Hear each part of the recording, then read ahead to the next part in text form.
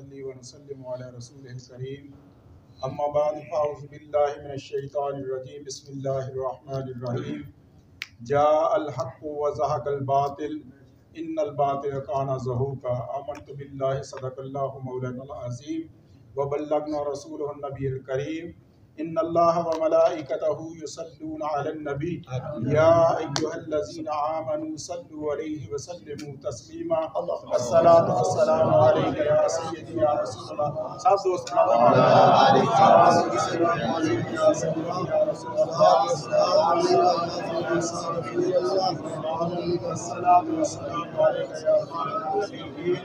बंदा परवरदिगारम उम्मत अहमद नबी दोस्त दारे चार यारम ताबा औलाद अली मजहब हनफी अदारम मिल्लत हज़रत खलील खाक पाए गौसे आज़म ज़ेर साया हर वली सिद्दीक अक्से हुस्ने कमाल मोहम्मद अस्त फारूक ज़िल्ले जाहो जलाल मोहम्मद अस्त उस्मान ज़ियाए शम्माए जमाल मोहम्मद अस्त हैदर बहार बागे साले मोहम्मद अस्त जे सुहानी गढ़ी चमका तैबा का चांद उस दिल अफरोज साथ पे लाखों सलाम फतेह बाबे नबूवत पे बेहद दरूद खत्म दौर रिसालत पे लाखों सलाम सैयदा ज़ाहिरा तैयबा ताहिरा जाने अहमद की राहत पे लाखों सलाम। मैंने कुरान मजीद फुरकान हमीद से जो आयत मुबारक तलावत की, अल्लाह रब्बुल इज़्ज़त फरमाते हैं कि जा अल हक, हक आ गया, वज़हक़ल बातिल, फिर बातिल मिट गया। और बातिल तो था ही मिटने के लिए। आपने देखा कि आका करीम सल्लल्लाहु अलैहि वसल्लम ने जब इस दीन की इशाअत की, जब आपने ऐलान फरमाया नबूवत का, वही लोग जो आपको सादिक और अमीन कहते थे और आपके हर कौल और फेल की तस्दीक करते थे, वही लोग आपके मुखालिफ हो गए थे। जब आप हक कहेंगे तो फिर मुखालिफ आपके लोग होंगे, फिर आपको तन्हा भी रहना पड़ेगा। उस सूरत असर में अल्लाह रब्बुल इज़्ज़त ने फरमाया ना कि असर ज़माने की वक़्त की कसम, असर के वक़्त की कसम, इंसान खसारे में है मगर वो लोग जो ईमान लाए और ईमान लाने के बाद फिर हक बात की, फिर हक बात पे जो उनको तकलीफ़ें पहुँची उस पर उन्होंने सब्र का मुज़ाहरा भी किया है, सब्र भी किया है। तो हमारे लिए आका करीम सल्लल्लाहु अलैहि वसल्लम से लेके सहाबा किराम से लेके 1400 साल के बाद अमीरुल मुजाहिदीन तक और अमीरुल मुजाहिदीन रहमतुल्लाह ताला अलैह के बाद अमीर मोहतरम दामत बरकातुहुल आलिया आलमा हाफिज़ साद हुसैन रिज़वी तक हमारे लिए ये सारे एक मिसाल है, एक ऐसी मिसाल है कि अगर उनको हम गौर से देखें, गौर से समझें तो मेरा ख्याल है हमारे कदम भी जो है ना वो डगमगाएंगे नहीं है। कल वो लोग जिन्होंने हमारे अकाबरीन को रोयत हलाल कमेटी से हटाया था और कहा था कि ये मुफ्ती मनीब को तो ऐनक लगाकर लफ्ज पढ़ना नहीं आता, इसे चांद कहाँ से नजर आता है। आज वो शुहदा की कब्रों पे फूल चढ़ाकर बताया कि फवाद डब्बू कहाँ रो रहा है और हक कहाँ पे खड़ा है। इस तरह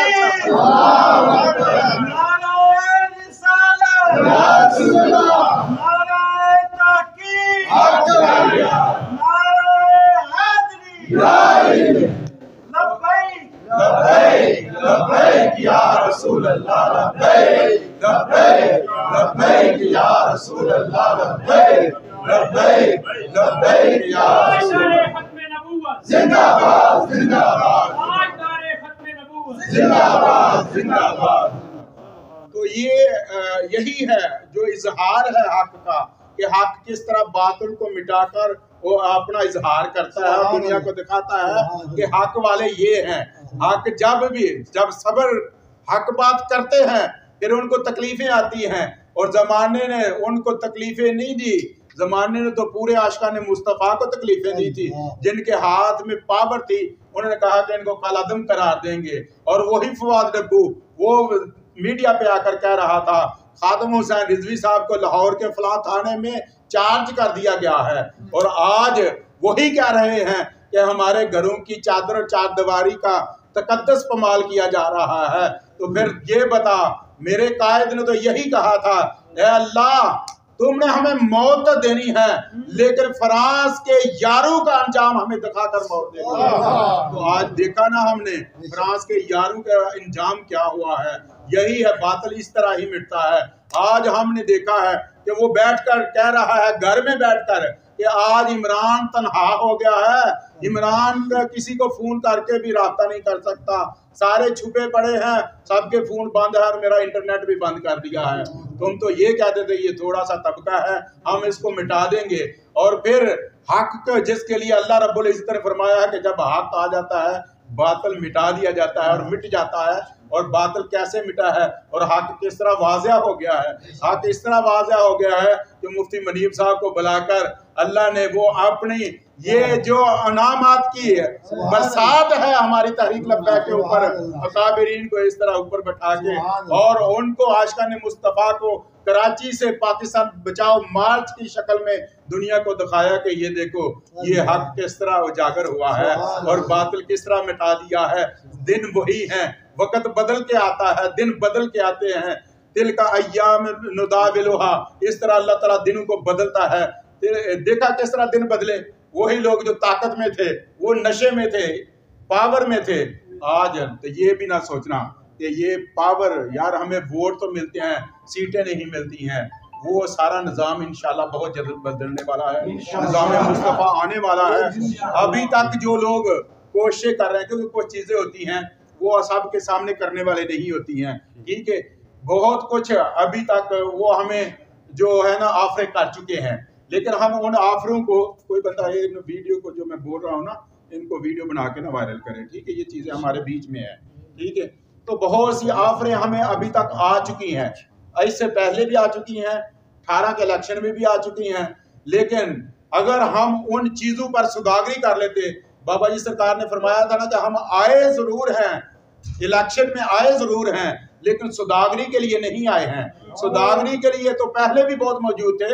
अगर सुदागरी करनी थी, अगर सीटें ही लेनी थी, अगर हुकूमत ही लेनी थी, तो फिर हमें आने की क्या जरूरत थी।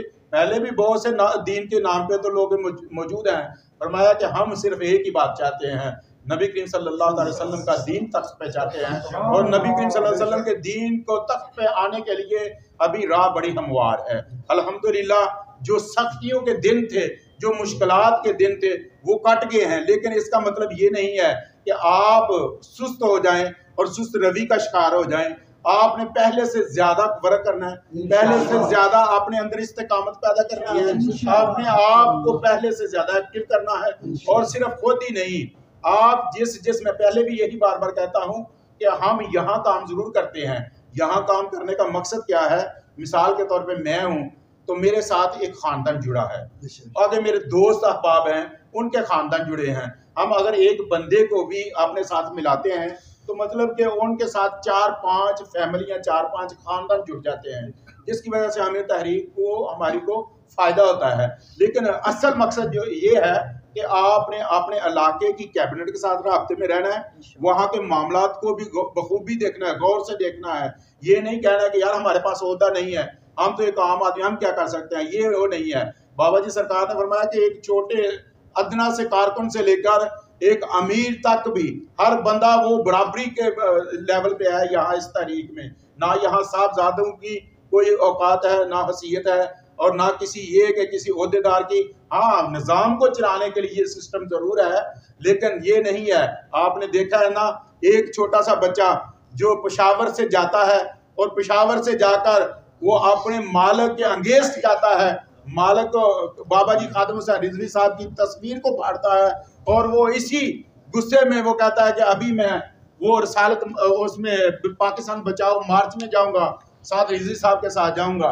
तो फिर साथ रिजवी साहब ने जिन इज्जतों के साथ उसको गले लगाया और उसके गले में चादर डाली, फिर उसने इंटरव्यू दिया, आपने भी सुना होगा कि उसने को कह रहे हैं कि 3 करोड़ ले ले और ये चादर दे दे। तो उसने कहा कि गर्दन दे सकता हूँ लेकिन ये चादर नहीं दूंगा। पूछा चादर क्यों नहीं देते हो, 3 करोड़ तो बहुत है। कहा इसमें बाबा जी की मोहब्बत है, तो आपके दिलों में भी बाबा जी की मोहब्बत है। आप वो नायाब हैं जिनको करोड़ों से भी नहीं खरीदा जा सकता। आप करोड़ों अरबों से भी आपको कोई नहीं खरीद सकता। अगर एक चादर 3 करोड़ में नहीं कोई खरीद सका तो फिर हमारे कारकुनों को कौन खरीद सकता है? आज तक हमारे किसी एक अदना से अदना कारकुन को कोई डरा नहीं सका है। वो आपने वो भी देखा था, वो एक शहजादा वो टीवी पे आके कह रहा था, एक किसी को इंटरव्यू दे रहा था, कह रहा था कि जब 17 का क्रैकडाउन हुआ तो मुझे पता चला मेरा किसी तहरीकी साथी के साथ कोई राब्ता नहीं था। मुझे पता चला कि सरकार के गुलामों की हाजिरी लग रही है थानों में, तो मेरे दिल में ख्याल आया कि सब की हाजिरी लग रही है, सरकार ने मुझे बुला दिया है। तो मैंने कहा कि मेरी हाजिरी क्यों नहीं लग रही। मैंने 15 पे कॉल करके मैं पुलिस वालों को कहा कि भाई पता चला कि आप आशिकाने मुस्तफ़ा की हाजिरी लगवा रहे हो, खाने पकड़ पकड़ कर लेकर जा रहे हो, मैं फलां जगह पे हूँ, मुझे भी पकड़ लो, मेरी भी सरकार की बारगाह में हाजिरी लगनी चाहिए। हमारा तो मिशन ये है कि हमें हाथकड़ी भी लगे तो ये सरकार के लिए है, हम अगर बाहर भी हैं तो सरकार के लिए हैं, और जो कुछ भी यहाँ है वो सरकार की वजह से है। जमीनो जमा तुम्हारे लिए, मकीनो मकान, जमीनो चना, बने दो जहां, दहन में जुबान, बदन में है जान, हम आए यहाँ, हम उठे वहाँ, यही बस हमारा मिशन है और यही हमारा बस ईमान है। लब्बैक लब्बैक या रसूल अल्लाह, लब्बैक लब्बैक लब्बैक या रसूल अल्लाह, लब्बैक जिंदाबाद जिंदाबाद जिंदाबाद जिंदाबाद जिंदाबाद जिंदाबाद। आप लोगों ने देखा होगा 18 तारीख को मैं और सुल्तानी साहब हम लोग शारजा से कई तरीकी साथियों को मिलकर कुछ इनके पर्सनल मामलों थे आ रहे थे, तो साथ भाई सरगोदा में जा रहे थे कॉन्फ्रेंस में, तो वीडियो कॉल पे हमारी उनके साथ बात हुई। ये देखो अल्लाह ताला ने हर बंदे के नसीब में कुछ ना कुछ अच्छे लिखे होते हैं, कारनामे जो उसने अंजाम देने होते हैं। बंदे की बस की बात नहीं है। मंगोलू का 40,000 का मजमा हो, वहाँ कोई भी मुसलमान ना हो, वहाँ कोई भी सरकार का गुलाम ना हो, तो कुत्ते से वहाँ काम ले लिया जाता है। तो हमें तो फख्र है कि अल्लाह रब्बुल इज़्ज़त ने अपने हबीब की नमूस के लिए हम जैसे गुनहगारों को मुंतखब किया है। हमारे लिए यही इनाम काफ़ी है कि सरकार के नमूस और ख़त्म नबूवत के लिए अल्लाह रब्बुल इज़्ज़त ने हम जैसे गुनहगारों को मुंतखब किया है। तो हमने वो वीडियो कॉल पे साथ भाई से बात की, तो आप फरमाने लगे, क्योंकि मेरे हल्का में PP 40 में हमने वो निज़ाम मुस्तफ़ा कॉन्फ्रेंस रखी थी और सियालकोट में खताब था वो बार में साथ भाई का, तो आप फरमाने लगे मैंने तो आपके साथ जाना, मैं तो आपका इंतजार कर रहा हूँ। तो हमारा कोई इरादा भी नहीं था जाने का, कोई ऐसा प्रोग्राम भी नहीं था। और उसी टाइम सुल्तानी साहब ने कहा जी पासपोर्ट दो, टिकट कराई और मैं चला गया। और अल्हम्दुलिल्लाह बहुत से फ्यूज़ो बरक़ात आपसे हासिल हुए और आपने, मैं गाड़ी में आपको रिक्वेस्ट की तो लेके गया। बहुत से यानी कि बेशुमार ऐसे खुश खबरियां हैं जो आपको सुनाएंगे, लेकिन मेरा ख्याल है उनको अभी पर्दा राज में रखा जाए तो बेहतर है, खुद आपके सामने आ जाए। तो इंशाल्लाह ये जो कुछ भी हो रहा है ना, ये हम खुद नहीं कर रहे हैं, ये सरकार की तरफ से जो कहा जाता है वो हो रहा है। हम खुद कुछ नहीं कर रहे हैं, ना हमारे कायद खुद कुछ कर रहे हैं।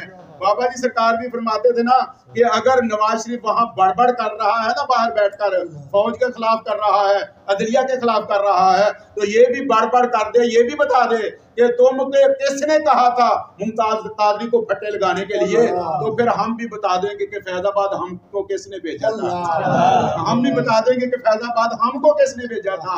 इसलिए हम भी क्या रहे हैं कि अभी ये बता दें कि वो हमारे ऊपर जो फ्रांस के जो हमने खिलाफ अंगेस्ट प्रोटेस्ट किया था, हमने जो एहतजाज किया था, तो हमारे आशिकाने मुस्तफ़ा को शहीद करने के लिए इनको किसने कहा था।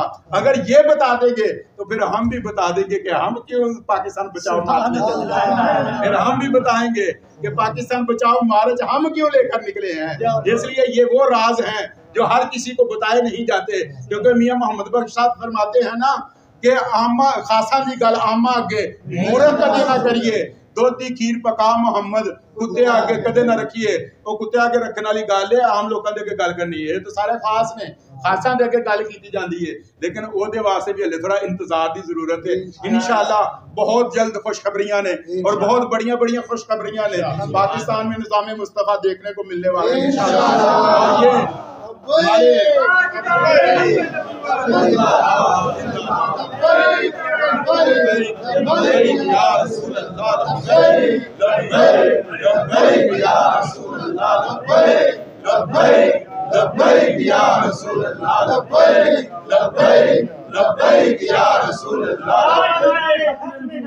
जिंदाबाद जिंदाबाद, दीदारे खत्म नबूवत जिंदाबाद जिंदाबाद, दीदारे खत्म नबूवत जिंदाबाद जिंदाबाद। बात सिर्फ इतनी सी है कि हमें अभी पहले से ज्यादा मजबूत होना है इंशाअल्लाह। इत्तेहाद जो आज तक हम अपने कायद के हर हुक्म पर लब्बैक कर रहे हैं ना, हमारी कामयाबी और तहरीक की मजबूती इसी वजह से है कि हमने अपने अमीर मोहतरम की आज तक इताअत की है। और हमें भी इस बात पर फख्र है कि आपके ऊपर जो कैदोपन में जो आपके ऊपर जुल्म सितम हुआ था ना, वो मेरा ख्याल है कि इन लोगों के ऊपर तो वो घंटों भी नहीं हुआ, और उसका तो मेरा ख्याल है कि 5% भी नहीं हुआ इनके ऊपर। अगर इनके ऊपर वो जुल्म सितम 1 घंटा भी हो जाता ना, तो मेरा ख्याल है ये पाकिस्तान भी छोड़ देते। ये जो पाकिस्तान से आज़ादी चाहते थे ना, इन्होंने खुद आज़ादी लेके निकल जाना था। लेकिन अल्हम्दुलिल्लाह वो वक्त भी आएगा, ये इंशाल्लाह उसी लाइन में लगाएंगे हम इनको, क्योंकि जिन्होंने पाकिस्तान को लूटा है, पाकिस्तान की तकदीर के साथ ये खेल खिलवाड़ किया है और पाकिस्तानी अवाम को जुल्म सितम में इन्होंने इस तरह डाल के रखा है 75 साल। इंशाल्लाह ये निज़ाम मुस्तफ़ा आने की देर है, फिर इन सब को इंशाल्लाह इनके अंजाम तक पहुंचाएंगे। आपसे दरख्वास्त सिर्फ यही है कि आपस में आप बड़े मोहब्बत इत्तेफाक के साथ, बाहमी मुशावरत के साथ काम जो भी हो, यहाँ हम जो रह रहे हैं यहाँ के कवानीन की पासदारी करनी है। अगर आपको कहीं भी मसला, मैं हमेशा आपको कहता हूँ, आपकी कैबिनेट मौजूद है, आपके बड़े अकाबरीन यहाँ मौजूद हैं, आप अपने अमीर साहब से रब्ता करें, आपने आपके जो अमीर हैं वो ऊपर जो उनके सीनियर हैं उनसे रब्ता करें। इसी तरह मरकज़ तक ये एक चेन सिस्टम चल रहा है, उसी चेन सिस्टम की वजह से जो हमारे कायदीन का पैगाम होता है, जो आप हुक्म फरमाते हैं, वो आप तक पहुँचते जाता है। हमारी माशाल्लाह मीडिया की टीमें और हमारे जो साथी नाज़िम आला साहब हैं, राब्ता सेक्रेटरी साहब हैं, वो सारे इन मामलात को बड़े आसान तरीके से और बड़ी खुशसलूबी के साथ लेकर चल रहे हैं। अगर 2014 से हम लोग लगे हुए हैं, अगर हम इस तरह ये मैदान को खुला छोड़ देते या हर बंदे को इस तरह फ्री हैंड छोड़ देते ना, तो बहुत से मसाइल पैदा होने थे। आपने देखा सऊदीया में कितने मसाइल पैदा हुए और कितने साथी जो है ना वो अपने रोज़गार को भी बेचारे हाथ धोकर वो पाकिस्तान चले गए और बड़े परेशान हाल हैं। तो ये इसका मतलब ये नहीं कि दीन का काम करने के तरीके नहीं हैं। अल्हम्दुलिल्लाह अल्लाह ताला ने हमें शऊर दिया है, लाशऊर नहीं है, हम लोग शऊर वाले लोग हैं। और उस बाबा जी सरकार के हम लोग मरीद भी हैं और उनके शागिर्द भी हैं और उनके हमने सोबत का असर भी लिया हुआ है। और जो हमें कायद मिला है वो उनका ब्लड भी है, उनका खून भी है, उनका तरबियत याफ्ता भी है, उनका शागिर्द भी है। इसलिए हमें तो किसी चीज़ की कमी नहीं है। बेशक बाबा जी की कमी ज़रूर महसूस होती है, लेकिन हम समझते हैं कि आप पहले से ज़्यादा हमारे ऊपर साया मगन हैं, पहले से ज़्यादा साया मगन है, पहले से ज़्यादा हमारी तरबियत फरमाते हैं। तो हम सब ने अपने अपने एरिया में यहाँ भी और पाकिस्तान में भी जो जो कैबिनेट है, अगर कहीं आपको कोई मसला नज़र आता है तो आपका काम है हमें इन्फॉर्म करना। हम मरकज़ को इन्फॉर्म करके उसकी दुरुस्ती करेंगे। और उस मामले को ये किसी ने नहीं कहना कि यार मुझे क्या ज़रूरत है, यार ये नहीं। आपने कहना कि मैं ही निज़ाम मुस्तफ़ा लेके आना है।